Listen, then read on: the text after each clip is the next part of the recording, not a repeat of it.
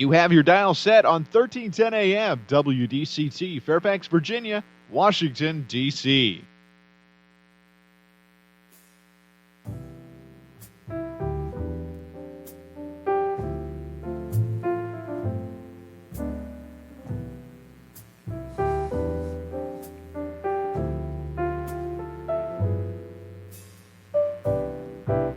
가사도 기억나지 않는 그 음악이 내 마음속에 머물러 나도 모르게 흥얼거리게 합니다. 당신의 마음에 작은 흥얼거림이 필요할 때 2시의 멜로디. 매주 수요일의 특급 힐링 코스 힐링온입니다. 저번 주 사연 듣고요. 주변에서 피드백을 좀 들었는데요. 이 사연자분께 따뜻한 위로와 용기 드리고 싶다며 응원하는 멘트들을 주셨습니다. 정말 힘든 일을 겪으셨다면서 스스로의 삶을 돌아보는 반성의 소리도 있었고요. 네, 이렇게 정말 저번 주 상담 큰 반응을 얻어냈는데요. 오늘도 매번 달라지는 상담마다 정말 위로도 웃음도 함께 해주시는 완전 소중하신 워싱턴 주님의 교회 담임 목사님이시자 BBCC 상담센터 소장님이신 정우현 소장님과 큐스맘님 모시고 소중한 애청자 사연 이번 주도 들어보겠습니다. 안녕하세요. 네, 안녕하세요. 안녕하세요. 네. 반갑습니다. 네. 네. 한 주 만에 보니까 또 이렇게 반갑네요. 네, 반갑습니다. 네, 그렇습니다. 한 주가 참 많이 기다려지는 네. 시간들이었어요. 오늘 또 네. 날씨가 우중충하니까요. 네.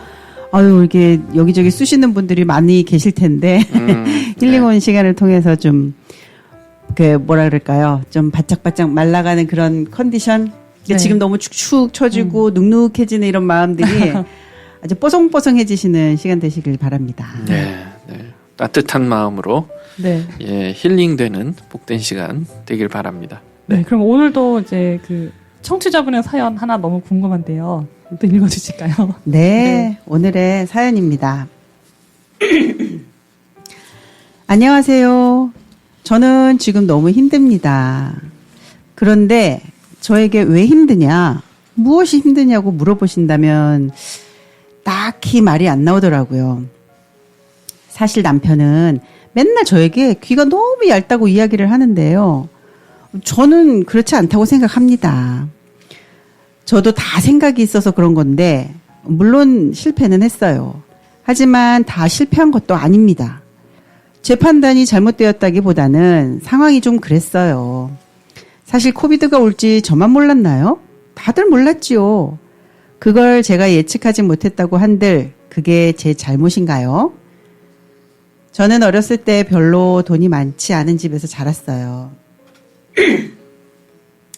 그래서 뭔가 매번 좀 모자랐습니다.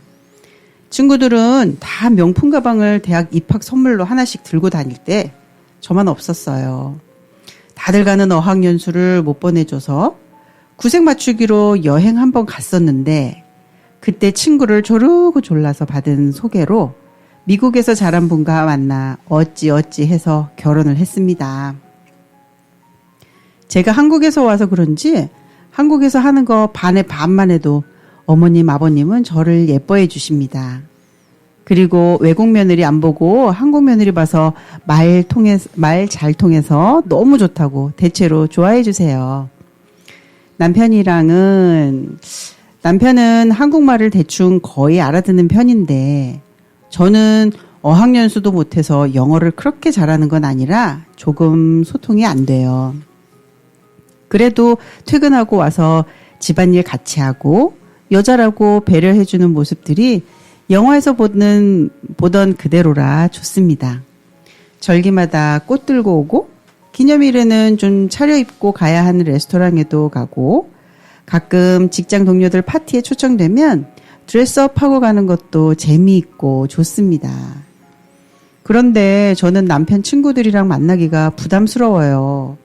부인들도 다 같이 모이는데 다들 미국에서 자란 2세분들이라 그런지 한국말은 전혀 못하고 영어도 더 어렵게 말하는 것 같아서 대화하기 싫더라고요. 그래서 한국 1세 엄마들이랑 어울리기 시작했어요. 그 엄마들 장점이 더 많거든요. 소문도 빠르고 무슨 대회나 소식이 있으면 정말 빨리 알아서 자기들끼리 공유하는데요. 거기에 어울리게 되었습니다. 그곳에 함께하면서 애들 학교 보내놓고 골프도 다니니까 너무 재미있고 나름 애들 필요한 공부나 신청해야 하는 것 혹은 참가해야 하는 대회 정보들도 다 알아서 잘하고 있거든요. 거기엔 한 언니가 있는데 그 남편 되시는 분은 우리 남편보다 돈도 좀 적게 버는데 진짜 골프화 쫙 빼입고 매번 가방도 바꾸고 놀 때마다 빠지지 않고 돈도 척척 내서 제가 맨날 의아했어요. 그러던 어느 날 둘만 있게 됐을 때 물어봤더니 주식을 한다는 거예요. 그래서 제가 너무 부러워서 나도 같이 하게 정보 좀 달라고 했더니 알았다는 거예요. 그래서 남편한테 이야기했어요. 지금 주는 생활비를 좀 더 올려달라고. 내가 아껴서 쓰고 남은 돈은 주식에 좀 투자를 하고 싶다. 아는 언니가 이러이러한데 내가 같이 좀 해달라니까 알려준다고 했다. 그 언니는 남편 벌어오는 돈보다 더 많이 벌더라. 라고 이야기를 했습니다. 초반에 진짜 좀 벌었어요. 수익률이 높을 때는 30% 넘었어요.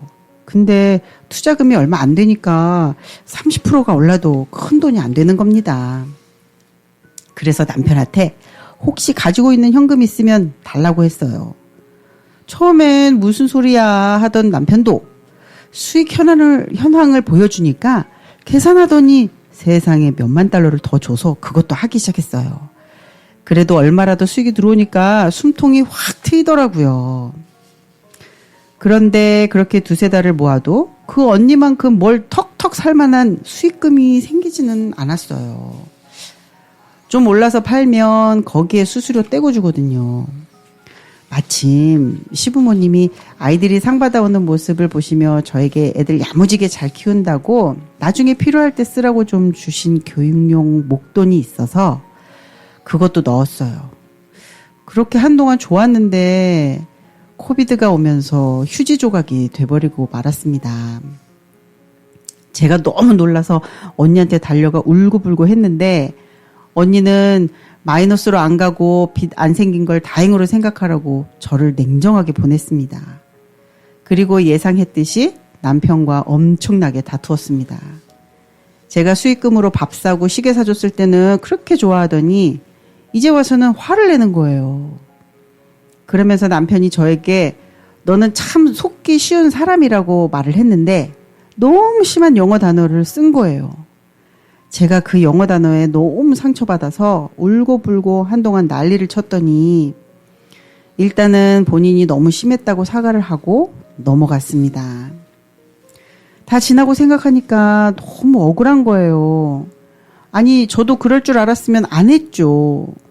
남편이 생활비도 전처럼 줄이고 다시는 주식에 손도 대지 말래요.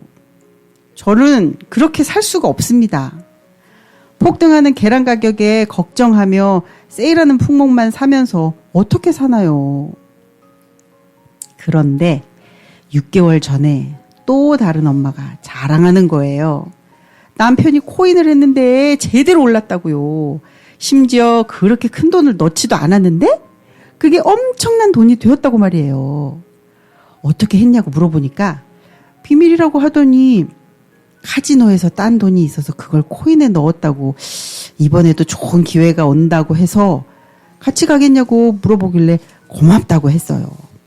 아니, 큰 돈 아니고 $500 정도 들고 언니랑 서너 번 카지노 가서 하라는 대로 했더니 $1,000가 되어서 그럼 계속 카지노 가면 안 되냐고 했더니 결국 다 잃는다고 이제 코인 하라고 그러더라고요. 그래서 코인을 했어요.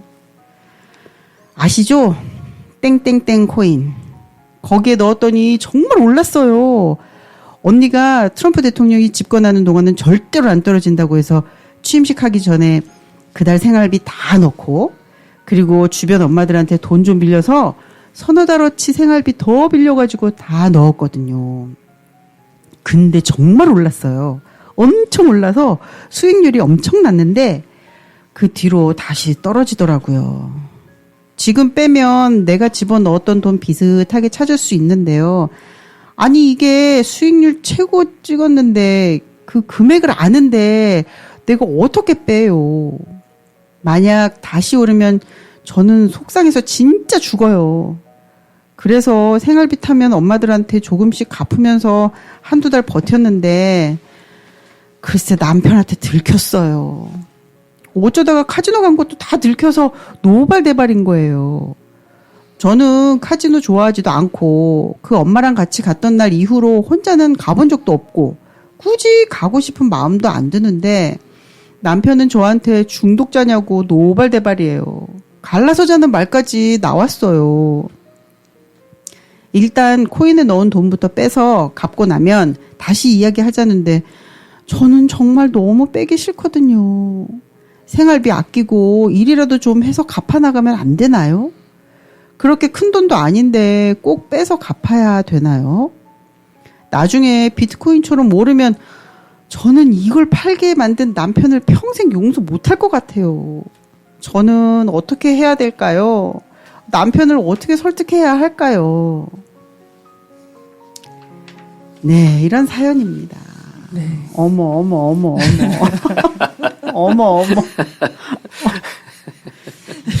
아이고 참. 어머. 귀여우신 분인 것 같아요. 네. 참, 어머, 세상에. 아이고 참. 자, 우리가 이제 이 사연에서 아주 중요한 그 포인트가 뭐냐면 지금 이분이 하고 있는 이 주식 투자, 코인 투자 이게 중독이냐 아니냐 그 포인트를 먼저 짚고 넘어가야 돼요. 먼저 짚고 넘어가야 되는 먼저 건가요? 짚고 넘어가야 네네. 우리가 어떻게 방향을 잡을지가 이제 확실해지는데 뭐 본인은 뭐 이 정도가 무슨 중독이냐 그렇게 네네. 얘기할 수 있지만 네네. 그런 게 있어요. 중독이라는 건 뭐냐면 우리가 이제 아이들 그 플레이그라운드 같은 데 가면 슬라이드 있잖아요. 네.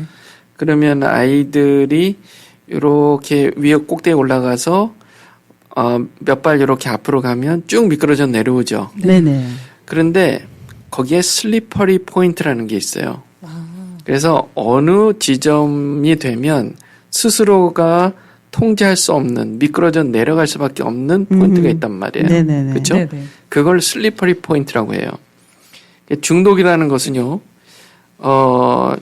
그 슬리퍼리 포인트까지 가면 더 이상 스스로가 정말 막을 수 없는 전문가나 주위 사람들의 도움이 필요하거나 아니면 격리를 해서라도 네. 네.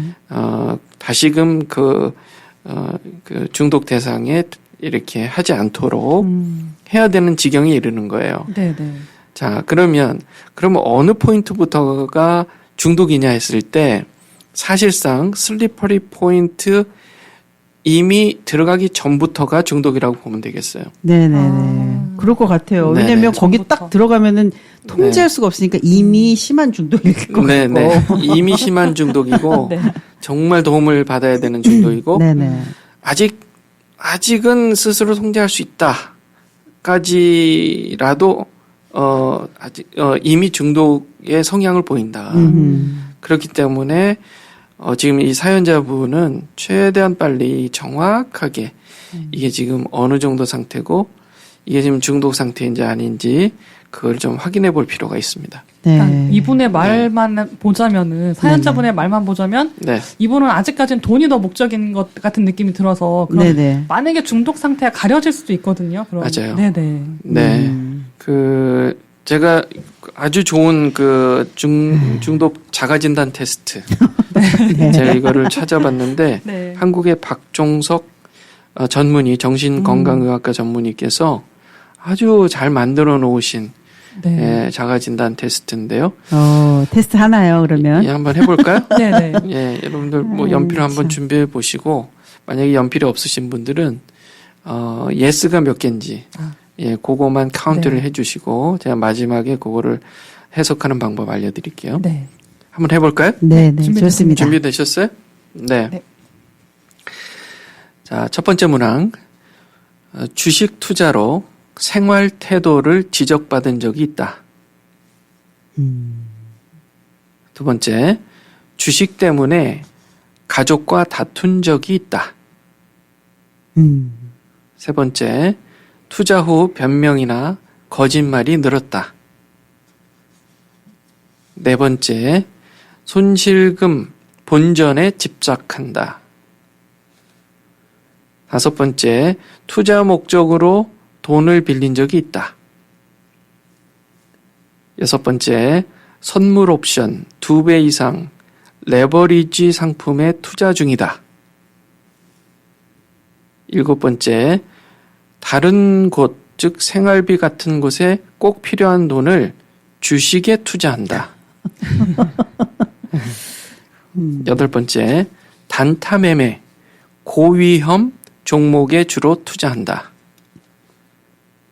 9번째, 급등주 검색 프로그램을 쓴다. 10번째, 주식을 위해 신용, 미수 거래를 쓴 적이 있다. 어이구야. 11번째, 투자 시작 후 불면증, 불안 증세가 생겼다. 12번째, 주식 창을 반복 확인한다. 13번째, 주식 프로그램을 지우고 하루 만에 다시 설치한다. 자, 마지막.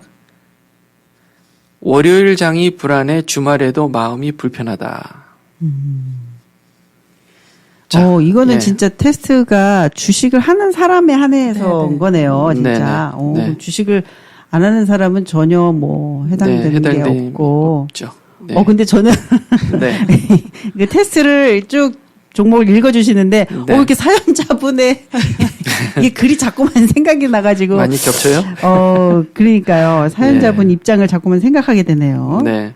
왜 안 PD님은 어떠셨어요? 아니, 저는 지금 열심히 테스트에 참여해보려고 펜도 이렇게 들고 있는데요. 네. 생각해보니까 저는 주식을 안 하는 안 하니까. 그러니까 주식을 네. 안 하니까. 네, 어카운트도 없어요. 어떻게 뭐 카운트 할 네, 네, 그게 할게 없더라고요. 아무것도 그러니까 없고. 일단은 전제는 주식을 한다. 네, 이 네. 전제로 이 테스트를 받으시는 거예요. 네, 그죠? 네, 네. 자, 그러면 한번 해석해 볼까요? 3개 이하, 1개에서 3개까지는 정상. 네. 그런데 4개부터 7개까지 해당되시면 고위험군이라고 나오고요. 8개부터 10개는 주식 중독. 그 다음에 11개 이상이 되면 심각한 주식 중독. 예, 그렇게, 예, 진단을 해 볼 수가 있습니다. 14개 중에 8개 이상만 돼도 어쨌든 중독인 거네요. 네네. 그러니까 이미 4개 이상만 되면 그 슬리퍼리 포인트 근처까지 왔다. 예, 그렇게 보시면 좋을 네. 것 같습니다. 근데 진짜 자가진단 네. 테스트 내용 보면 정말 주식을 아예 안 하는 사람 입장에서 보면 네. 깜짝 놀랄 질문들이 너무 많잖아요. 생활비를 다 털어가지고 넣는다? 네, 투자한다. 그리고 네. 막 저기 뭐 다른 사람까지 막 돈을 빌려서 이제 한다? 뭐 이런 네, 이런 것 자체가 너무 깜짝 놀랄 일이잖아요. 그렇죠. 네, 듣기만 해도 좀 무서운데요. 그러니까요. 네. 근데 우리 사연자분께서도 네. 이런 테스트 내용에 참 많이 이렇게 네. 손가락을 꼽지 않으셨을까 싶은데. 네네. 아마 요거 테스트를 해보신 분들은, 나도 좀 위험하다 하시는 분들 생각보다 많을 거예요. 네. 네네. 우리가 사실 중독자는 자기가 중독이 아니라고들 생각하시는 경향이 많기 때문에 네.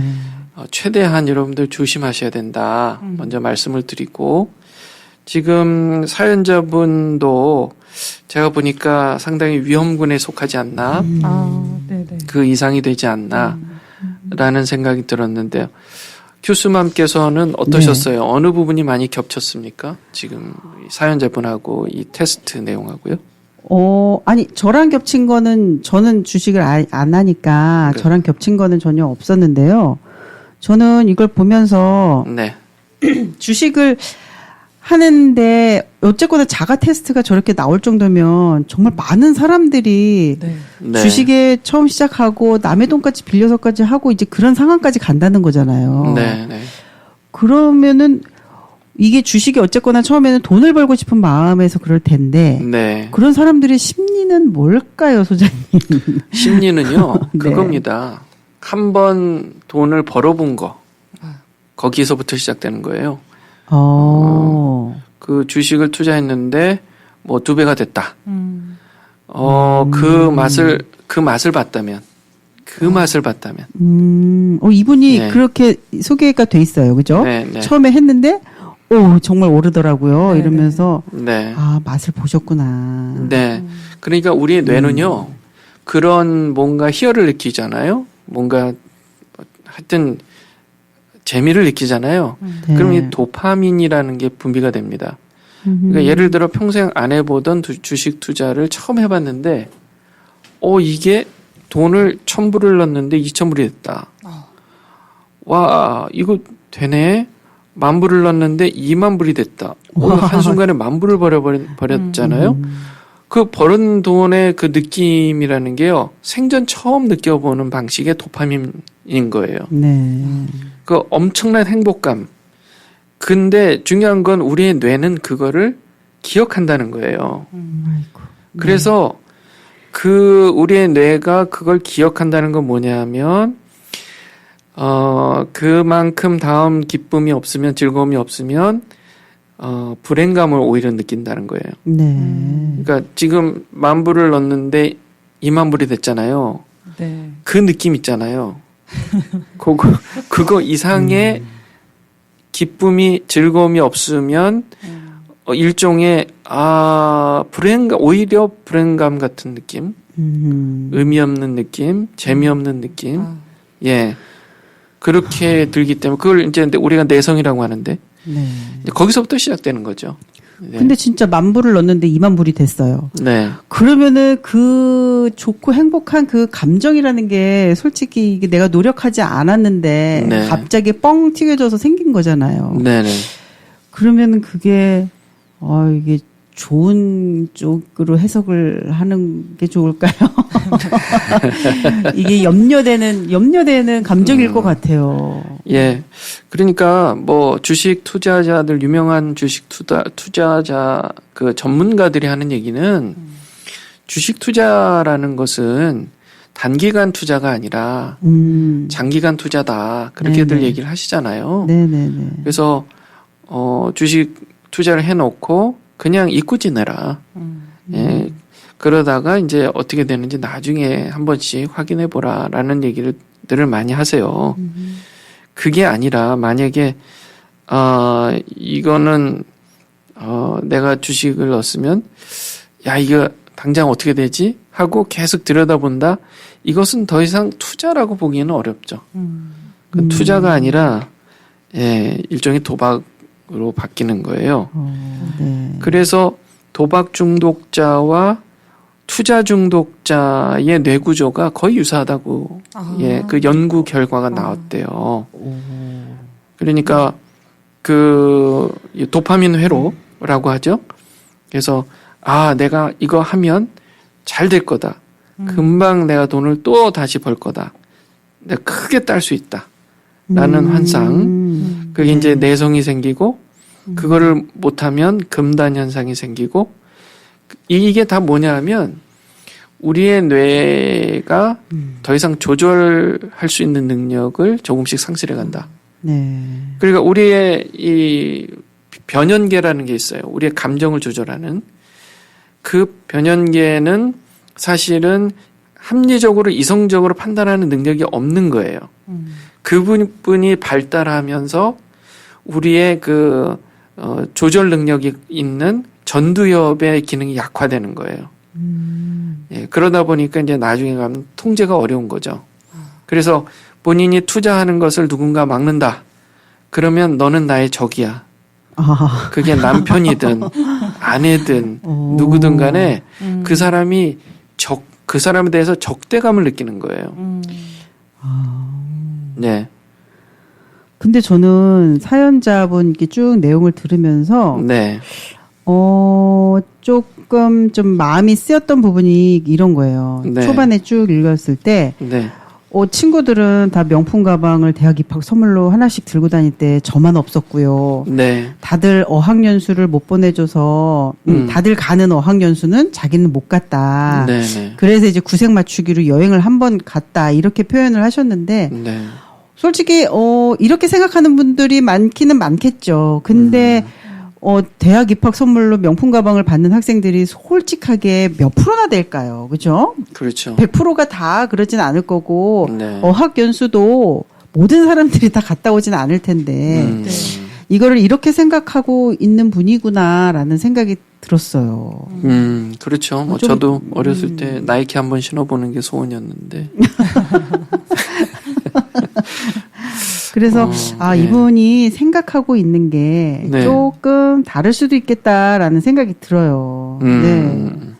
그리고 또 남편은 한국말을 대충 거의 알아듣는 편인데 저는 어학연수도 못해서 영어를 그렇게 잘하는 건 아니라고 얘기하시는데 어학연수라는 거는 영어를 잘 못하는 이유가 될 수 없잖아요. 그죠? 그렇죠. 갔다 오지 않아도 잘하는 사람 너무 많고 어학연수라는 걸 갔다 와도 영어를 못하는 사람들이 많은데 많이 봤어요. 네네 네. 진짜 많이 봤거든요. 근데 네.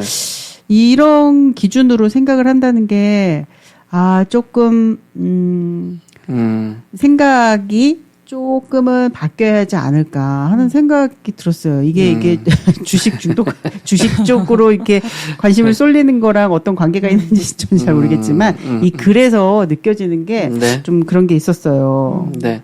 이거 확인해 볼 게 있어요. 지금 이 사연에서 본인 소개를 해 주셨잖아요. 네네. 이렇게 해서 나는 어려서 남들이 하는 걸 난 못 해봤고, 또 어학연수에 대한 거, 또 영어를 지금 못하는 이유, 그런 얘기들을 쭉 하신 게 주식을 하기 전에 오래전부터 하셨던 생각일 수도 있고요.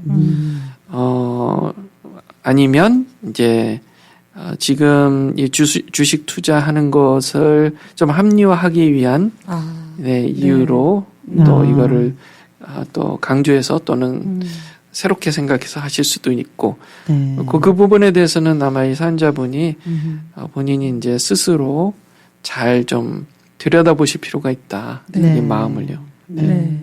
그리고 또 여기 내용에 네. 그렇게 잘하는 건 영어를 잘하는 것이 아니라 네. 남편이랑 소통이 안 돼요. 조금 소통이 안 돼요. 라는 말에서도 네. 혹시나 이제 부부 관계에 대한 그런 좀 허전함? 채워지지 않는 빈 마음, 막 혹시 이런 게 있을까 하는 생각도 들더라고요. 예전에 네. 예전에 우리 힐링 원안에서 소장님이 언급해 주셨던 부분인데 네. 그런 빈 마음이 있을 때 맞아요. 그 빈 마음을 채우기 위해서 뭔가를 사람들은 찾는다고 하셨었거든요.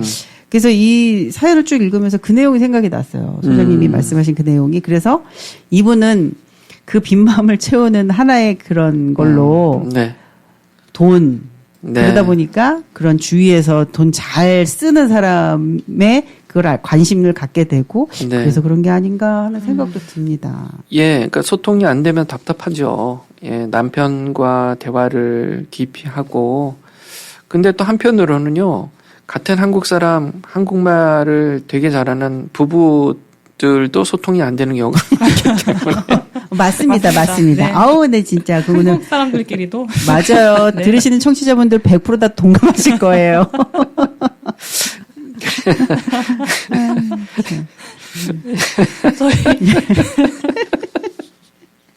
저희 이 여운을 남기고 잠깐 오늘 찬양 또 들으면서. 네네네. 오늘의 곡은, 박상규님의 주 은혜임을 이라는 곡입니다. 네, 전하시는 말씀과 찬양 같이 듣고 오겠습니다. 우미노 시즈쿠 후코이단은 일본 내각부가 인정한 후코이단 연구소의 승인을 받아 제조된 제품입니다. 1866-566-9191. 처음 진단을 받고는 어두운 터널에 홀로 갇혀있는 느낌뿐이었죠. 치료를 위해 무엇을 할 수 있을까 고민했는데 많은 분들께서 후코이단을 권해주셨어요. 꼭 구원 제품을 먹어야 한다고 했죠. 연구 자료도 많고 의사들의 신뢰도 받고 있다기에 믿고 먹어보기 시작했고 그것은 바로 희망의 시작이었어요. 1866-566-9191 우미노 시즈쿠 후코이단.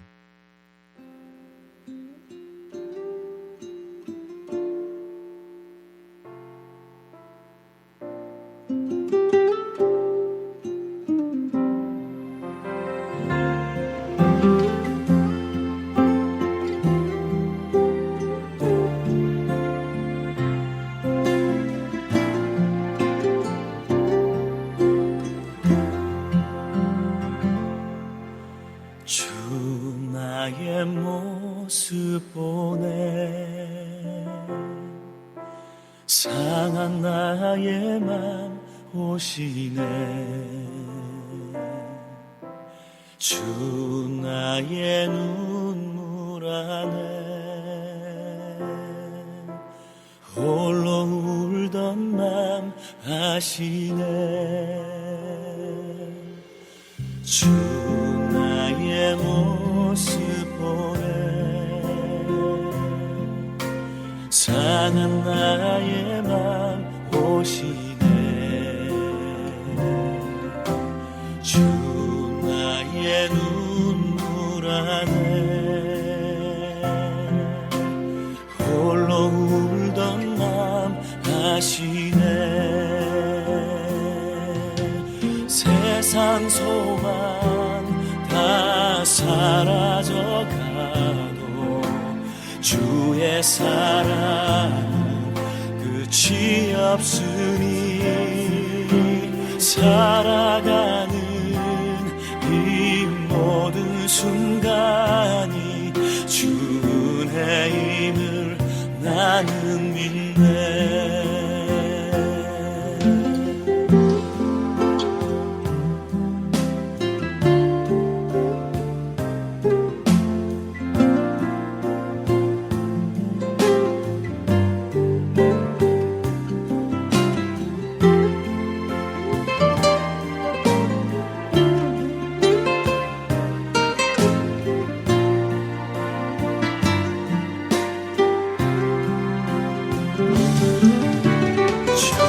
사랑 내게 있네. 그 사랑이 날 채우네. 주 은혜 내게 있네. 그 은혜로 날 세우네. 세상 소망 사라져가고 주의 사랑은 끝이 없으니 살아가는 이 모든 순간이 주 은혜임을 나는 믿네. 세상 소망 다 사라져가도 주의 사랑은 끝이 없으니 살아가는 이 모든 순간이 주 은혜임을 나는 믿네. 주 은혜임을 나는 믿네. 주 은혜임을 나는 믿네.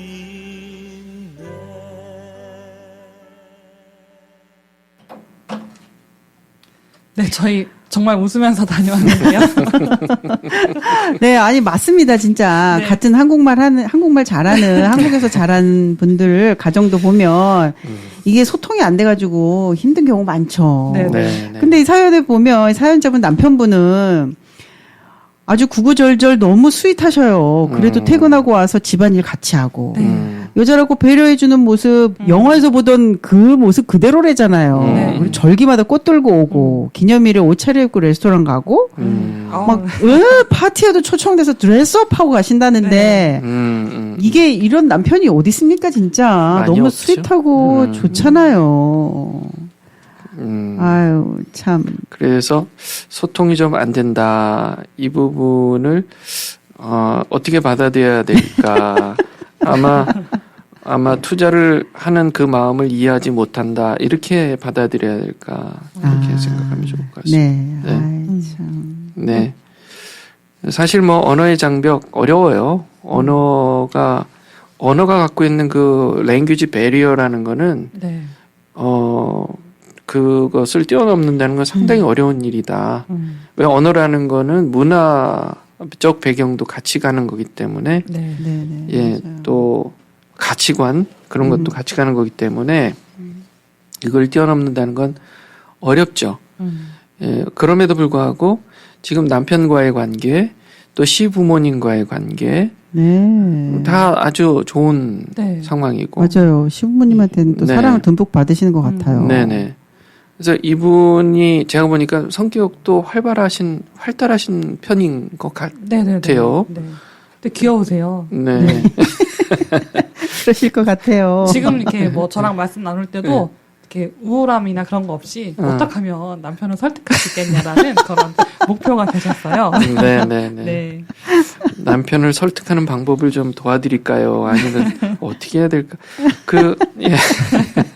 근데 이제 살짝 걱정되는 게 네. 이제 이분은 이제 주식을 투자했을 때 네. 그래서 1,000불을 넣었더니 내가 300불을 벌었다 이런 느낌으로 기뻐하시는 거는 이제 좋은데 네.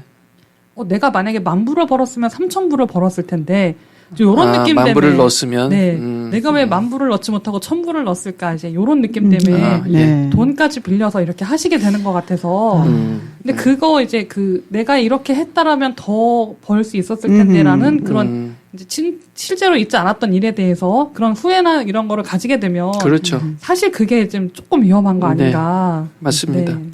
그러니까 환상이죠. 현실적으로 우리가 현실을 보지 못하고 이랬으면 좋았을 텐데 저랬으면 좋았을 텐데 그리고 내가 투자하면 정말 많이 벌 텐데 네. 이런 게 다 아직 일어나지 않았던 일이고 환상 속에 이제 있는 건데 우리가 어떤 거에 대해서 기대하는 거는 당연한데요. 그런데 그만큼 환상을 실제라고 믿기 시작한다는 것은 그만큼 조절력이 상실되어 간다는 뜻과도 맞는 겁니다. 같은 얘기예요.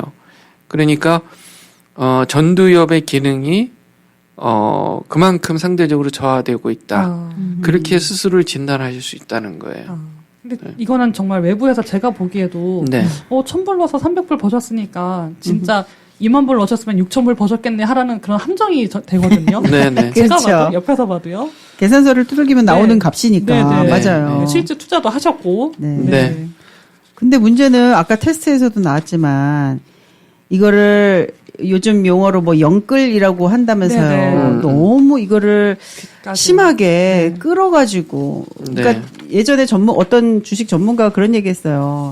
이게 투기와 투자는 다르다. 그러면서 하는 얘기가 정말 이거는 우리가 가정 안에 갖고 있는 여유 있는 돈, 여유 있는 돈을 사용해야 하는 거지. 그렇죠. 내가 감당할 수 없는 돈을 여기저기서 빌려서 하는 건 정말 위험한 거라고. 네. 그런 얘기가 생각이 나요. 근데 네. 이분도 지금 그런 상황인 거잖아요. 네, 네. 맞습니다. 네, 그런 상황인 게 좀 너무 안타깝더라고요. 네. 우리가 잘 아는 이제 워런 버핏의 스승이라고 알려진 벤저민 그레이엄이라는 사람이요. 네. 주식 투자와 투자 중독이 다른 점. 그러니까 주식 투자는 왜 중독이 아니냐. 이유를 3가지를 얘기했어요. 하나는 스스로 공부를 많이 하고 투자하는 것은 투자다. 그러나 그렇게 분석 없이 공부 없이 그렇게 귀동량으로 다른 사람이 하는 얘기. 여기도 보면 지금 언니 얘기 듣고 뭐 네. 그런 얘기 듣고 나도 한번 투자해 보겠다. 이렇게 하는 것은 투자 중독으로 갈 가능성이 많다. 그다음에 위험성을 관리하는 것. 그러니까 이렇게 하면 이게 어떤 위험성이 있고 리스크가 뭐가 있을까 하는 것을 이제 좀 계산해 보고 위험성 만약에 만에 하나 이게 잘못됐을 때는 내가 어떻게 해야 될까? 그것까지도 플랜을 갖고 그렇게 해야만 그건 투자다. 안 그러면 이것은 중독이다. 또 하나는 한 방에 한 탕에 많이 벌어야 되겠다. 예. 그렇게 생각하지 않아야 된다는 거예요. 그래서 건전한 투자는 정말 적정 수익을 기대하는 마음으로 투자를 해야 이게 건강한 투자다. 네. 예, 이 중에 하나라도 맞지 않는다면 이거는 투자 중독일 가능성이 많다. 네. 그렇게 볼 수 있다. 맞아요. 제가 네. 또 들은 게 이 수익률이 지금 여기 30% 넘었다고 했잖아요, 이분이. 네네. 제가 예전에 들어보니까 30%가 수익이 난 거는 엄청나게 많이 난 거라고 하더라고요. 근데 네. 사람들이 이거를 못 견딘대요. 지금 소장님 말씀하신 대로 네. 조금 투자해놓고 30%라는 그런 퍼센테이지의 금액이 딱 나오면 아까 이제 안 PD님 말씀하신 것처럼 그럼 내가 좀 더 큰 돈을 넣었으면 이게 더 많이 이윤이 남았을 텐데. 네. 이런 생각에 딱 사로잡히는 순간 이제 아까 말씀드렸던 영끌처럼 막 끌어오는 거죠. 네, 막 끌어와서 빌리고 여기저기에서 막 그렇게 한다는 게 그게 위험하고 안 좋다고 네. 얘기를 했는데 30%도 큰 수익이 올린 건데 이분은 돈이 큰 돈이 아니다 보니까 이게 아쉬워하는 이 마음이 절절히 느껴지더라고요. 그래서 네네. 와, 이제 위험하지 않을까.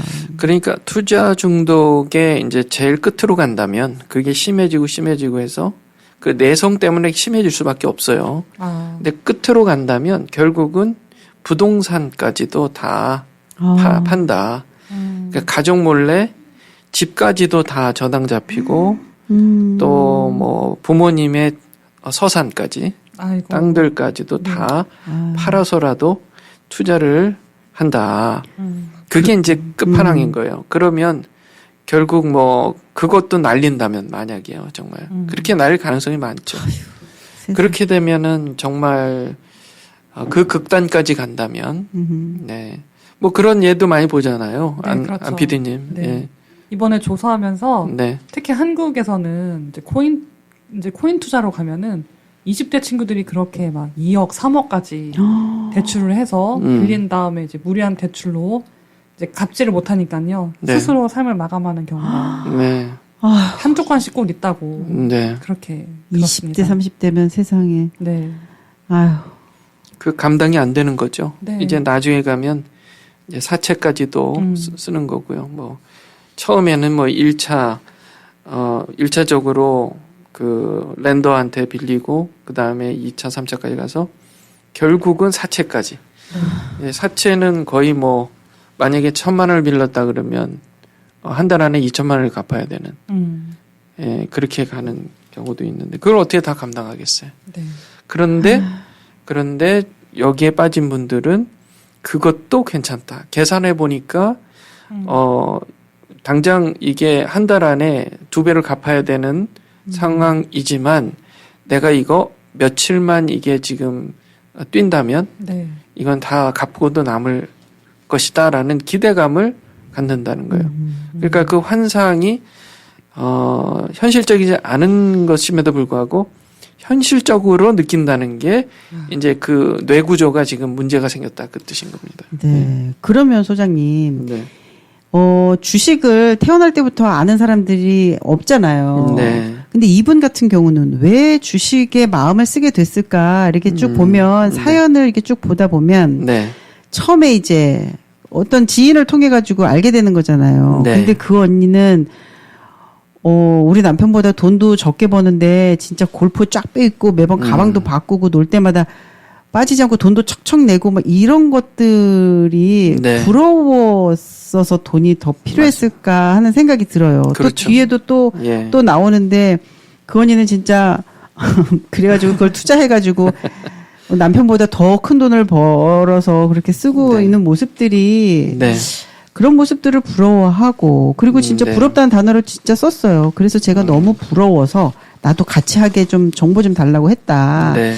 이런 얘기까지 하고 어쨌든 그러다 보니까 결국 카지노 가고 그런 것도 남편한테 숨기고 네. 그러셨던 것 같은데 이거 어떻게 이분한테 어떤 좀 조언이나 얘기들을 좀 하면 좋을까요, 소장님? 그러니까 사람의 생각이요. 우리가 건전하다라는 말을 쓰잖아요. 건강하다. 사람이 건강하다는 것은 그 사람의 마음이 건강하다. 네네. 그 뜻인데 그럼 뭐가 건강한 거냐 했을 때 사람이 정말 실제로 진짜로 행복할 수 있는 것을 알고 그렇게 그것을 따라 사는 거예요. 그런 사람이 건강하다, 성숙하다, 예, 올바른 가치관을 갖고 있다. 그렇게 얘기하는데 이걸 한마디로 얘기하면 삶의 의미를 잘 알고 있다. 네. 그렇게 얘기해 볼 수가 있어요. 그 예를 한번 들어볼게요. 그러니까 빅터 프랭클이라는 사람이 이제 오스트리아 빈 대학의 정신과 의사였는데 이 제2차 세계 대전 때 잡혀가서 그 아우슈비츠 그 강제 수용소에 잡혔어요. 근데 이분이 얼마나 힘들어요. 그 바짝바짝 말라가는 거예요. 왜냐하면 하루에 빵 한 조각을 준대요. 그리고 물을 한 컵을 딱 준대요. 그것만 먹고 살아야 되는 거예요. 그런데, 가만 보니까요, 이분은 이제 정신과 의사였기 때문에, 도대체 이 나치 군인들은 어떤 심리에서 이런 짓을 할까? 가만 봤더니요, 이 나치 군인들의 그 아주 악한 그 미소 안에 그런 느낌이 있더래요. 아, 지금 저 군인들은 우리 이 수용자들에게서 인간의 존엄성을 뺏어가려고 하는구나. 그러니까 사람이 직업도 뺏었고 집도 뺏었고 나라도 뺏었고 다 뺏겼잖아요. 자유까지도 개인적인 자유까지 다 뺏겼잖아요. 그런데 한 가지를 그들이 못 뺏고 있었던 게 있다는 거예요. 나치 군인이 수용자들에게서 강제로 빼앗지 못하는 게 있다는 것을 깨달은 거예요. 그게 뭐냐면, 내가 이 포기만 안 하면 저 사람들, 저 나치 군인들이 총칼로 뺏을 수 없는 게 있구나. 그게 바로 내 인간의 존엄성이구나라는 걸 깨달은 거예요. 네. 그런데 그 인간의 존엄성이라는 게 뭐냐? 가만히 생각해 보니까 이렇게 하면 되겠다 하고 시작한 게요. 이 프랭클 박사가 자기가 갖고 있는 빵 한 조각을 반만 먹고요. 그렇게 배고픈데도요. 반만 먹고 반은 자기보다 더 필요한 사람한테 주기 시작했대요. 그렇게 함으로써 자기 인간의 존엄성을 지켰대요. 물 한 컵을 받으면 물 한 컵을 반만 먹고 반은 일부러 나치 군인이 보는 앞에서 얼굴을 씻었대요. 예. 그렇게 함으로써 자신이 정말 놓고 싶은, 포기하고 싶은 인간의 존엄성, 자기의 존엄성을 정말 끝까지 붙들었다는 거예요. 예. 그러니까, 사람들이, 저 사람 도대체 뭘 하는 거야? 하고 물어보기 시작하더래요. 그래서 밤마다 그 막사에서 그를 설명해 줬대요. 내가 왜 이렇게 하는지. 근데 신기하게도 그거를 따라하는 사람이 하나 둘 생기기 시작했대요. 그래서 잘 관찰했는데, 이게 누가 더 오래 사나 이게 통계를 낸 거예요. 이분이 가만 보니까. 그런데 이 빵 한 조각을 가지고 반을 나눠준 사람이 어떻게 보면 쉽게 생각해서 금방 굶주려 죽어야 되잖아요. 네. 네네네. 그래 더 오래 산다는 거예요. 예, 물 한 잔을 다 안 마시고 반만 마시고 반은 얼굴 씻었던 사람이 더 오래 살더라는 거예요. 와. 그 사람의 생명은요, 인간의 존엄성을 지켜가는 데 있지, 단순히 잘 먹고 잘 살고 그렇게 남들한테 잘 보이고 그런 거에 있지 않다는 걸 이분이 깨달은 거예요. 네. 이게 존엄성인 거예요, 이게. 네. 그러니까 사람이 지켜야 할 이 존엄성은 내가 어떻게 지켜가야 되느냐. 사는 그 곳이나 또 직업이나 그런 거에 따라 상황에 따라 다른 모습으로 나타나겠지만 우리가 진심을 다해서 내 옆에 있는 사람들을 사랑하고 또 내가 그들을 위해서 희생해주고 도와주고 나도 힘들지만 불쌍히 여겨주고 어려운 것을 공감해주고 도와주고 내 것을 가지고 희생하고 그랬을 때 그 사람이 정신적으로 육적으로 훨씬 더 건강할 수 있다는 거예요. 네. 그러니까 사람은 그렇게 만들어진 거예요. 네. 그러니까 그 내용을 우리가 이 지금 사회자분에게도 적용할 수 있는 거죠. 네네. 그렇죠? 네, 진짜 그런 깊이, 그러니까 이 사연자분이 네. 어쨌든 이거를 시작한 그 계기가 있을 것이고 개인적인 어떤 그런 특별한 어떤 이유가 있으실 텐데 네. 저는 그런 것 같아요. 지금 소장님 말씀하신 대로 지금 시부모님이 주신 아이들 교육용 그 목돈도 그렇고 네. 남편한테 어쨌든 졸라서 돈을 또 몇만 불 더 투자를 했었던 과거도 그렇고 그런 것들이 만약에 지금 그러지 않고 계속 가지고 있었다면 좀 더 남편과 아이들과 좀 더 귀한 추억, 좋은 상황들을 만들 수 있는 네. 그런 자금이 아닐까 하는 생각이 들어요.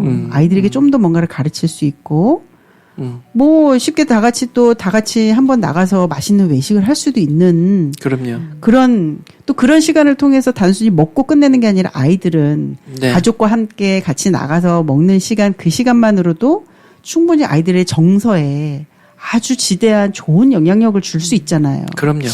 그런 거를 좀 생각을 좀 더 해보면 어떨까. 네. 그런 생각이 너무 들어요, 소장님. 뭐 저의 경우를 얘기하면 저희가 맨 처음에 한 오래전에 미국에 왔을 때 너무너무 돈이 부족했을 때 그때는 그 맥도날드 가서 1불짜리 그 샌드위치 햄버거가 있었단 말이에요. 맥치킨이요. 맥치킨. 네. 아, 기억하시네. 그거를 이제 사 먹고 음료수 한 잔 시켜서 그걸 리필해서 먹고 그때의 그 맥치킨의 맛은 지금 사 먹는 맥치킨의 맛과 다르다. 네. 그때 먹는 맥치킨의 맛은 정말 맛있었어요. 정말 맛있었어요. 그러니까 저는 우리 삶의 기쁨이라는 게 여기에 있지 않냐 하는 거예요. 우리가 100불짜리 햄버거를 사 먹어요. 와, 대단하다. 금가루 뿌린 햄버거를 100불짜리를 사 먹는단 말이에요. 또 어디 터키에 가면은 700불짜리 스테이크가 있다고 하더라고요. 와우. 네. 소금 뿌려주는 유명한 분이 있어요. 네. 예.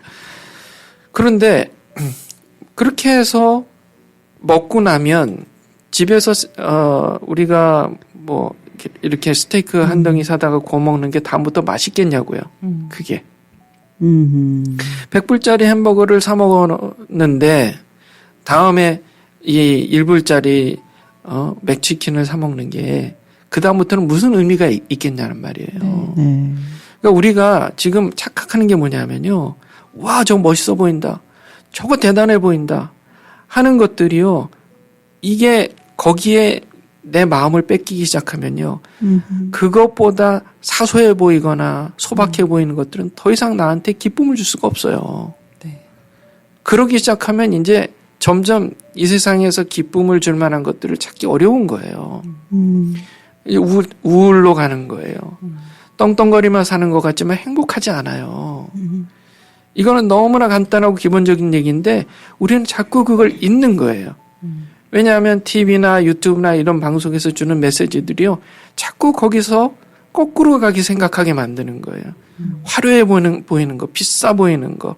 그런 것들이 좋다, 너무 좋다 하다 보면 우리의 기쁨은, 행복은 점점 오히려 약해지고 사라져간다. 그런 의미에서 이분은요. 남편과의 관계, 지금 돈이 문제가 아니에요. 투자가 문제가 아니에요. 남편과 함께 사랑하고 더 마음을 깊이 나누고 그렇게 사랑해주는 남편이잖아요. 또 아이들에게 좋은 가치관을 물려줘야 될 거 아니에요. 네. 그래야 아이들도 커서 행복하게 살 수 있을 거 아니에요. 네. 그리고 삶의 의미를 더 깊이 느끼기 위해서 좋은 독서 모임 있잖아요. 좀 시답지 않은 그런 얘기 하는데 말고요. 깊이 있는 철학적인 얘기 하는 그런 성숙한 사람들이 모이는 모임에 가셔서 독서 모임도 하시고 또 교회 다니신다면 교회 또 성경 공부 모임 같은 거 그런 곳에서 그런 내 마음의 양식들을 채워가시는 게 더 중요하다.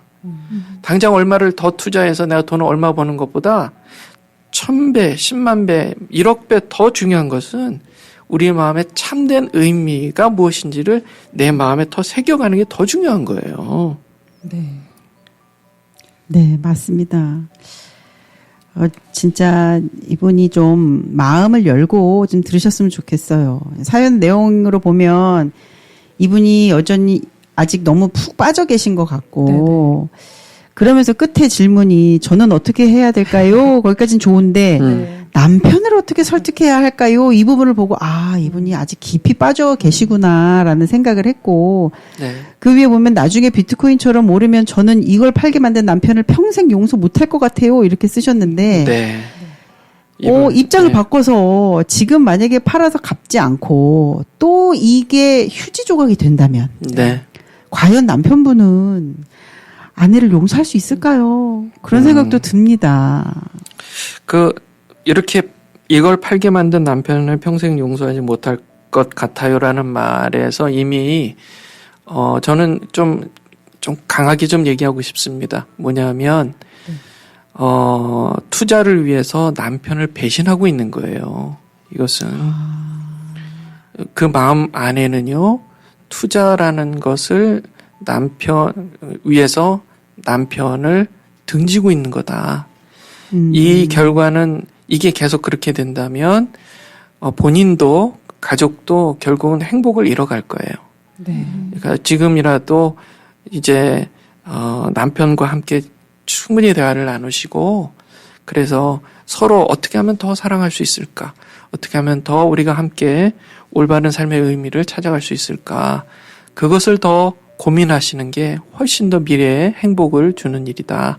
네. 그렇게 볼 수 있겠습니다. 아직 이분은 가진 게 너무 괜찮으세요. 왜냐면 뭐 주식으로 잃었지만 어디 집을 날린 것도 아니고 그렇죠. 정말 네네. 다정한 남편과 상을 타오는 자녀들, 그럼요. 그다음에 목돈을 주실 수 있는 시댁과 함께 그럼요. 완벽한 환경이에요. 아직은 코인을 이걸 팔아서 다시 원금을 복구할 수 있는 저 어떻게 보면 최적의 조건이기도 한데요. 그러네요. 네. 너무 좋습니다. 마음만 이렇게 조금만 바꾸시면은 맞아요. 네.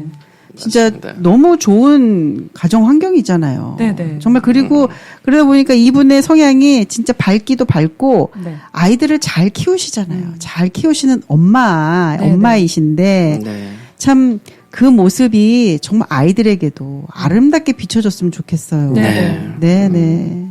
정말 이렇게 포텐셜이 많은 가정인데 맞아요. 요거 조금만 바꾸시면 소장님 말씀대로 네, 완전히 행복할 수 네 있습니다. 정말 예, 행복한 그 가정. 가정으로 회복할 수 있는 네. 네.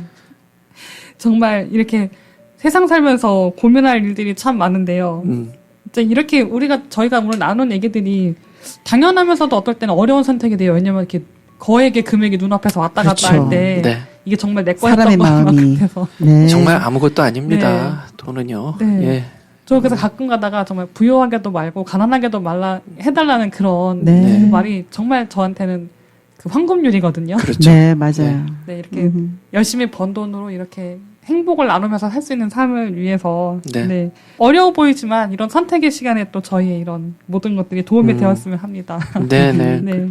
제가 한 가지 좀 추가하는데요. 30초만요. 네. 혹시 이 방송을 듣는 분들 중에 절망 가운데 계신 분이 있다면 네. 꼭 전문가를 찾아가셔서 네. 도움을 받으시고요. 와, 이거 내가 어떻게 나갈 구멍이 없다. 재정적으로 완전히 이거는 어떻게 방법이 없다 하시는 분이라도 반드시 예, 하늘이 무너져도 솟아날 구멍은 있다. 꼭 전문가, 상담가를 찾으셔서 예, 도움을 꼭 받으시기 바랍니다. 네, 도움을 받으시기 바랍니다. 네. 네, 오늘의 힐링은 이렇게 마무리해 보겠습니다. 오늘도 저희의 고로 인사드립니다. 사랑합니다. 사랑합니다.